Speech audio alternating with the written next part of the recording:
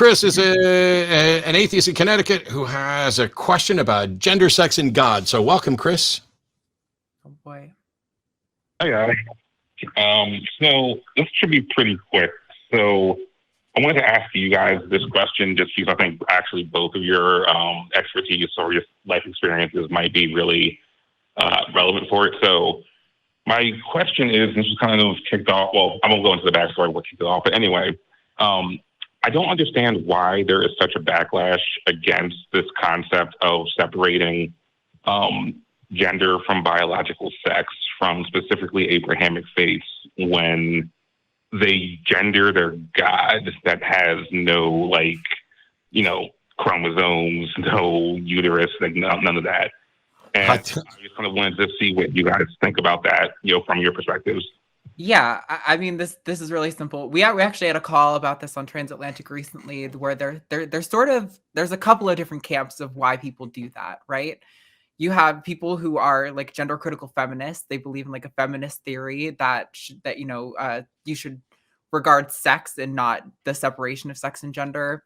You have sort of these like MGTOW men's rights activist people who just kind of want to be hateful and misogynistic. And then you have these people you're talking about, Chris, these fundamentalist Christians who use that as their basis. And I think at the end of the day, we've pushed back, I think, on a lot of these shows around the notion that the entirety of Christianity is about controlling people. I definitely wouldn't agree with that. But I do think in this one domain, trying to assert that there's no separation between sex and gender, when last time I recall reading the Bible, I don't remember the verses about a sex and gender being the same thing. I don't think those words really pop up much at all. In this case, it's about controlling people, right? They have a foundation in their Bible that says that women are this type of person and men are this type of person. And the Bible doesn't say anything about transgender people or about non-binary people or anything like that. And the fact that those people exist across multiple different cultures and across at different points in time in the same culture, it throws an obvious wrench in their Bible, in their story, in what they tell people. It makes it harder to sell to people, especially when the visibility of trans people and queer people is getting so prevalent that a lot of people know a trans person and might even have some of their stereotypes and prejudgments busted already. They know trans people aren't this big scary thing who's trying to overturn their Bible. So when their pastor comes and says, for their wives to be subservient to their husbands as their husband is to God, that's a lot harder to swallow when you realize that all of these constructs were put in place by society and there's no mandate from on high that's being given. So I would say that these people, I think it's about controlling people. But I don't know, maybe Matt has a different take on that.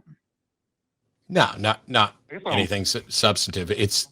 I get it. It's really confusing. People gender their God when they know that there's no chromosomes there. They gender boats. They gender animals that they haven't sexed. Like you have to, for like some snakes and stuff, you'll have to probe them basically or look for some telltale signs. But it's generally, these are anthropomorphic things where it's like, oh, she's a beauty. He's a beast. Oh yeah, that car is super fast. She's so hot. And we do that stuff all the time. The point you're making, which I think is brilliant to point out the potential hypocrisy there. And I love the way Arden addressed it.